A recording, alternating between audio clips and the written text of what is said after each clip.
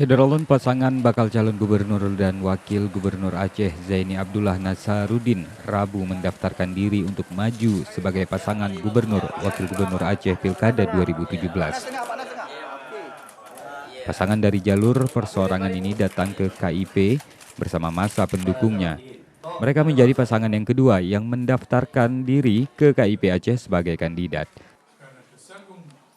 Sementara terkait kekurangan syarat dukungan KTP, tim Azan mengaku telah menyiapkannya dengan jumlah mencapai 3 kali lipat. Tapi inilah pengabdian kami, itulah persembahan kami pada tanah Aceh. Dengan sepenuh hati, kami berikan yang terbaik dari diri kami. Saya hanya bisa mengimbau seluruh rakyat Aceh, pilihlah pemimpin dalam keadaan merdeka, tidak karena diancam, tidak karena dipaksa.